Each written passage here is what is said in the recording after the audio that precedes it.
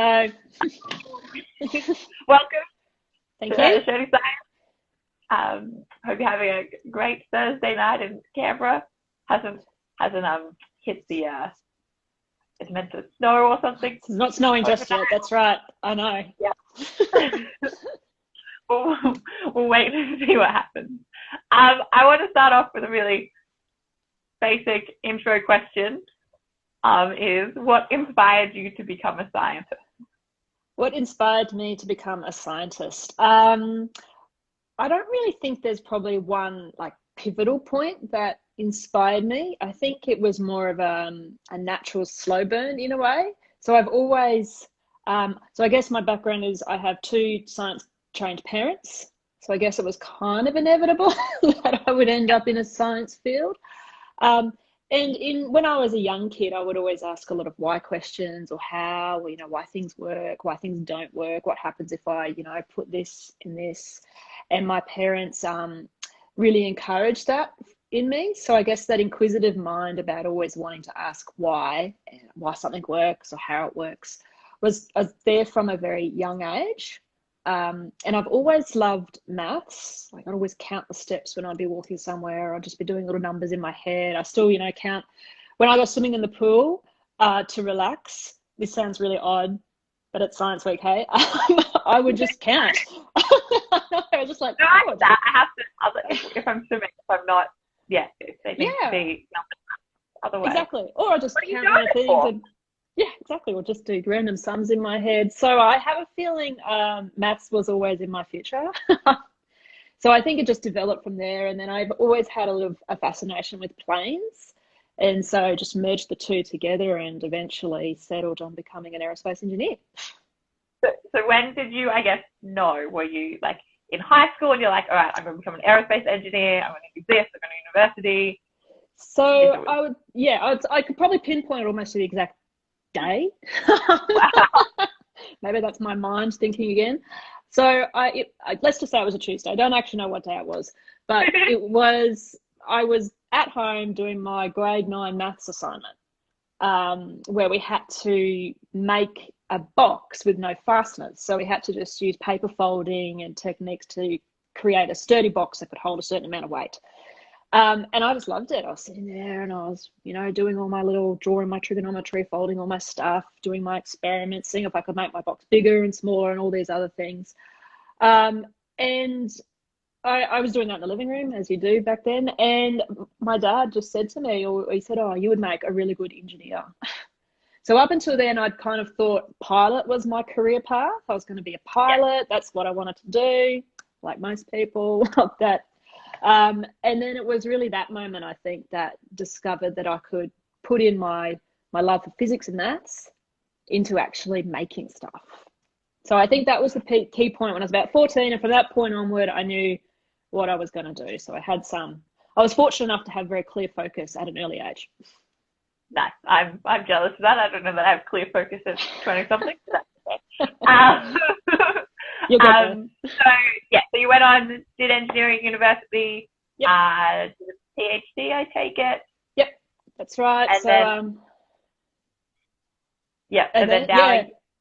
you at SW Canberra, or was there anything else in between there and then? So I took a very traditional path. I went straight from school into my bachelor's degree. I did as much maths and physics as I could at school, and chemistry. I did chemistry as well. Then I did my standard engineering degree. Again, I picked up a few extra maths topics because I really did love maths. And although I said I was really set on becoming an engineer, I guess also what really drew me to engineering was I really loved maths, but I didn't know what I could do with maths when Yeah, I was 14. And one of the most clear thing once I discovered what engineering was, well, this is what I can do with my maths. So when I was at university, I took extra maths as well. And then I went straight into my PhD into high-speed flight, very traditional path, I guess, for where I ended up.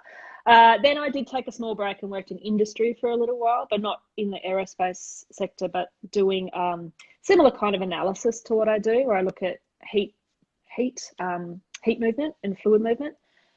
And then I came back into aerospace as a postdoc on a project called Scram Space up in Queensland, where we designed, built, and tested a scramjet engine, or a high-speed engine, which was really cool. It was very exciting work. I got to do ground tests and do all the heating analysis on the flight vehicle.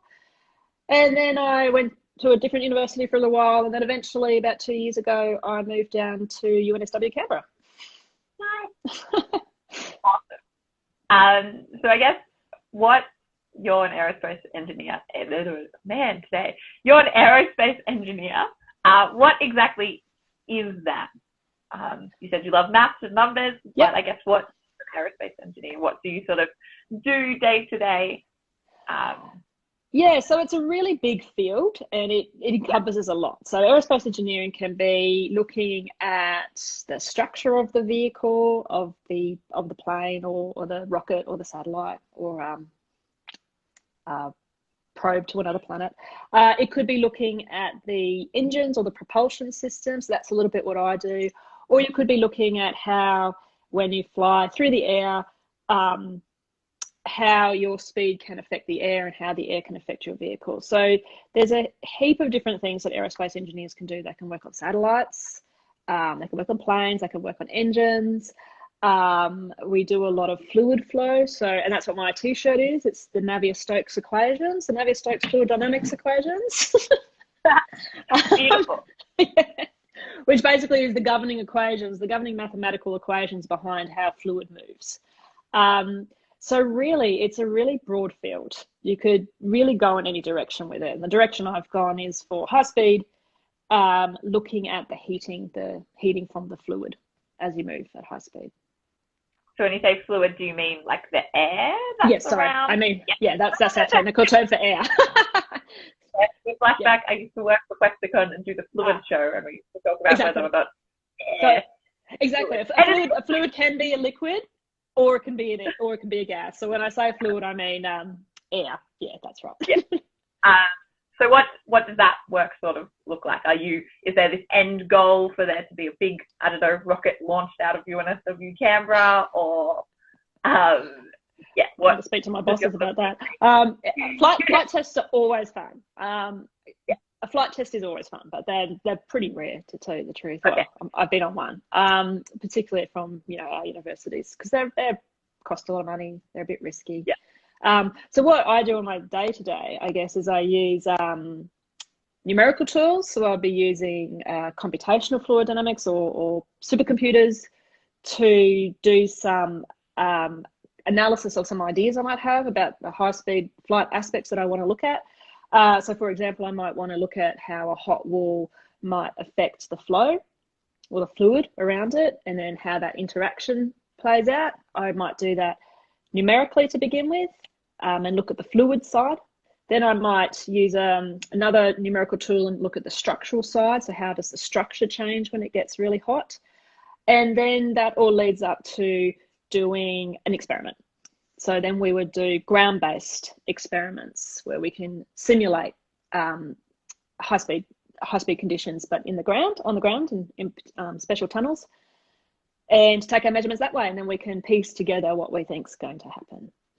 So are you looking at, like, say, different, I don't know, materials, like different kinds of metals and how they respond, and different shapes, it's quite fundamental, the work I do. So I'll just be I might look at simulating the environment. So I might not use the real type of material, but what I'm trying to get is the matching what you might get in a flight, because we can't do everything on the ground. We just can't match it all. So you need to think, well, what can we match and what can we recreate?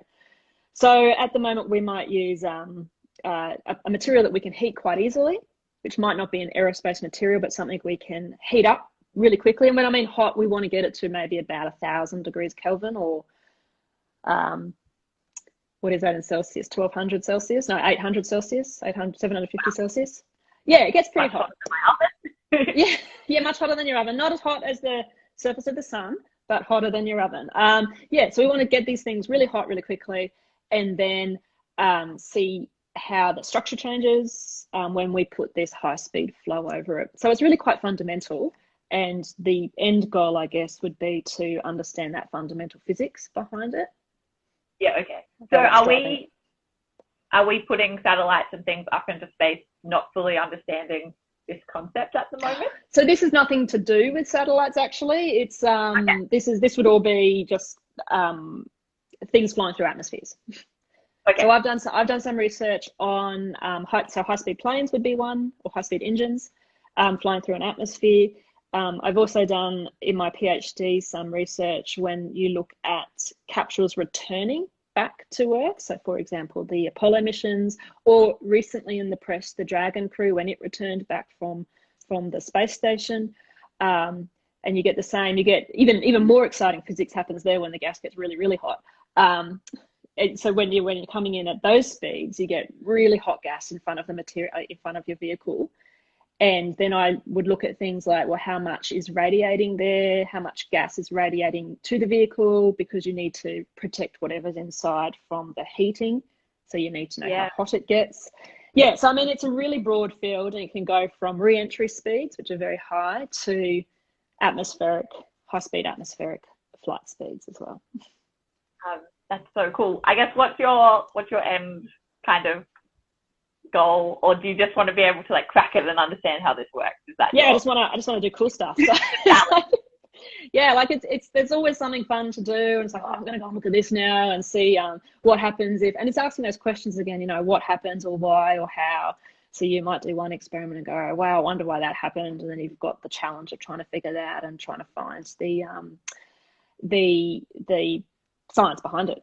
So that's kind of my end goal, to better understand the science behind how our structures and our fluid behave when you're flying very fast. It's such a cool idea to think about. Like, I don't know. I think just like planes in general, right? When you go and you sit in there, you're like, how is this in the air? And then there's like all these other elements that you're like, well, if you go, you're going really fast, and so that's changing all the dynamics of everything else around you. It's a bit like, it's good. We trust scientists and engineers. Exactly. How hot can it get? That's right. Yeah. I had a question and now it's gone. So you mentioned before the supercomputer and that you do a lot of calculations. So I guess how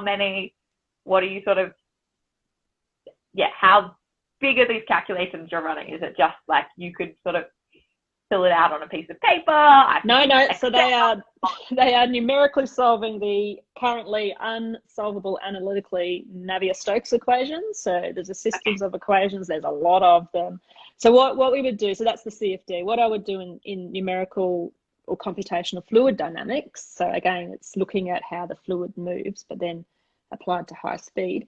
To give you an example, one grid. So when we say a grid, I might have this geometry that I want to look at. So I might want to look at the flow through one of these high-speed engines.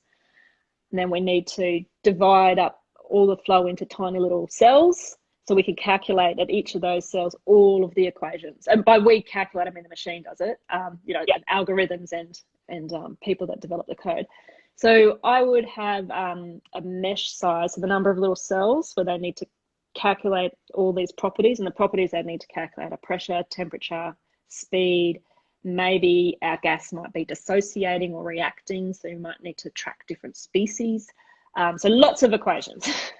And you might have a mesh size that might be of the order of 12 million cells, which is pretty average. So you're looking at maybe on 256 supercomputer nodes, a calculation that might run for 18 hours plus. Wow. So it takes a long time to get one little, it takes a lot of time to solve the equations. Yeah. Wow. Cool. Yeah. So you don't want to do all of that and then realize you've made an error in the input. Yeah. No, not at all. Especially 18 hours later and you're like, oh, cool. Exactly. Awesome. Whoops, forgot to do that. Awesome. What do you have a favorite thing that you've discovered or learned? So I guess I got a few. So when I was doing my PhD, I was looking at I've said re-entry vehicles. So all this was ground-based studies in high-speed wind tunnels. But I was looking at a prototype vehicle that was going to go to Titan. So it was came out of a NASA. It was one of their proposed vehicles. It never flew. It was called the Titan Explorer. And Titan is a really interesting planet. Well, sorry, it's not a planet at all. It's an interesting moon because it has an atmosphere. And it's actually, so it's a moon of Saturn, Titan, and it's got an atmosphere that is mostly nitrogen with a little bit of methane. And the astrobiologists think that it's quite similar to what a primordial Earth may have looked like. So scientifically, it's quite an interesting planet to go to. Huygens has visited it and did a few passes and sent a probe down to test the atmosphere conditions. And that was after I did my PhD work. So what I was looking at was there's a lot of radiation when you enter into Titan at high speeds, because the nitrogen and the methane, when you're at really, really high speeds, a gas wants to rip itself apart. So they start to dissociate. So you get little N's and little C's and little H's, all floating around doing their thing. And then they'll hit into each other and create new molecules. And they would create CN, or cyanogen, which is a really, really strong radiator. So it emits a lot of energy. And that energy would go into a proposed vehicle as heat. So there was a big uncertainty about that. And what I did in my PhD was develop a gauge, so a little sensor that we could test in a ground-based wind tunnel or ground-based hypersonic tunnel. Could we measure the radiative heat transfer, so the energy hitting that vehicle due to the gas radiating in front of it in a test time less than a millisecond? And the answer was yes, you could. So that was great. So I was really happy about that. Yeah, it was, and it was a really challenging project because we didn't even know if we were going to get the right types of radiation. We didn't know if it was going to work, but it did. So I was really happy about that one. Yeah. Work with chemists or anything then, or is it this knowledge that things break apart and then come back together is this standard kind of? So that reaction chemistry, so no, I don't work with chemistry. And a funny story with that was when I was doing chemistry at high school and my first year chemistry at uni, I'm like, oh, I hate chemistry. I'm never going to do it. And then I found myself in a field where I have to use chemistry a lot. It's finding the part of the science that you like. Yeah. So no, we don't work with chemists because we can find from the literature how these things break apart and what their activation energies and all this other stuff is. So we don't really need to, we're not creating new molecules because this is naturally what they're going to do in this reaction scheme. Yeah. So that was one. And then the other thing I was really, which was a great project to work on, was the Scram Space project, which was the flight test vehicle where I did all of the thermal analysis. Was another really exciting project to work on. Across the whole vehicle then now versus, like, I guess I'd say now you're sort of looking within an engine, which is one part. So we're analysing that. So this was looking at the entire vehicle and seeing how hot it was going to get on its flight to make sure that it wouldn't lose its strength before it reached the experimental window, which came a good 50 plus, was meant to come a good 50 plus 500 seconds after it launched. So again, whenever you're flying at high speeds, things get very hot. And then it's understanding how hot can you make that structure and still have it do what you want it to do. So when you did this launch, like, so it was a test on, and then you tried to push it as far as you could, or get it as hot as you could. So it was going to do that's okay. I don't actually have my model because I'm at home. It was going to do a parabolic trajectory, and it was going to go up quite high, about 350 kilometers, just shy of the space station, and then come back down and do its experiment on the way down. And so when you fly through the atmosphere, you get very hot. There's a lot of, it's very thick. If you rub your hands together, and then if you do that at the speeds that some of these things are flying at, Mach 8 or 8 times the speed of sound, or about 10,000 kilometers an hour. If you rubbed your hands at 10,000 kilometers an hour, they get hot. It's similar, like it's friction. It's friction heat that you're going to get. So it gets hot as it goes up. we needed to understand how hot it was going to get. So you can tolerate some heat. Can you move the heat around? Then it was going to cool down as it was outside the atmosphere and then heat back up again as it came in. That's what it was going to do. I mean, in the end, that's not what happened at all because it was mounted on two-stage rocket motor and the first stage rocket motor was faulty. So it never worked, which was very sad at the time. But that's what you get. But now, I guess you learnt a lot though, right? Oh yeah, you learnt heaps, and it's really, I guess, that's what sort of put me on the path to this more what I do now, which is much more of the interaction between the high-speed flow and the structure. So that's what we'd call a fluid structural interaction, and when you put heat into that, it's fluid thermal structural interaction. So, yeah, it feels like you're just like balancing so many variables at any one time. Yeah, it's really cool. Yeah, it is. And when you're like, they're so sensitive as well. So something, you do something, if something bends the wrong way when you're flying at high speeds, then it might create a shock wave where you don't want that. You might get, localized pressure increase or heating, which could actually throw the control off. So there's a whole heap of stuff that's all interconnected, and that's what makes it really interesting. Awesome. I guess, is there one thing that you hope to discover? When do you think you can sort of hang up your boots and be like, that's me done?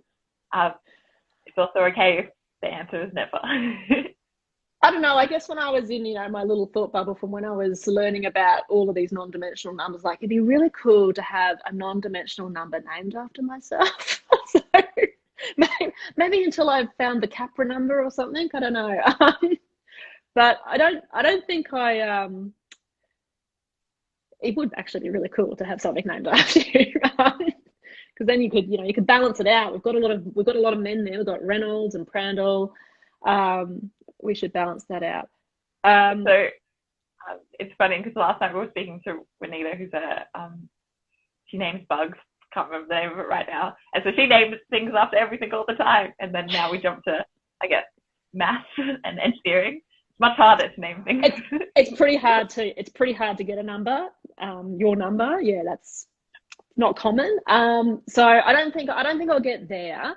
But I don't know if I'll ever give up. Like, I think I'll always be trying to do something or trying to find out more about something. So I don't really know. Probably never. I think it's a really interesting question, and it also, I guess, speaks to just scientists at heart, that you are really just questioning things all the time, and why would you ever sort of want to stop that? Exactly. Yeah. Because once you stop asking those questions, you've stopped kind of learning, haven't you? Yeah, exactly. Yeah. You're just like something to learn. 3-year-old asking why forever. Yeah. Right. Awesome. I have one final question for you. So what the sort of aim and idea of Shirty Science is that we sell and produce these awesome science shirts by getting artists and scientists to work together. And then the hope is that people wear them out in the public. And someone stops them and says, wow, that's a cool shirt. And the person's like, yeah, it's a Shirty Science shirt. It's about this Bianca, who's an aerospace engineer, and blah. What, I guess, do you want people to be talking about your research? What kind of one sentence? Well, it doesn't have to be one sentence, but what kind of idea would you really like to get across about your research? I'd really like to get across that high-speed flight is super exciting, and that what I would actually really like to get across is it's for everybody. So aerospace engineers can be anybody as well. So I would like to get across, particularly, I guess, to young girls that might be out there thinking about a career. I'd love them to see a shirt that says, rockets and fast planes and planetary probes is really fun and super exciting. That's what I'd love.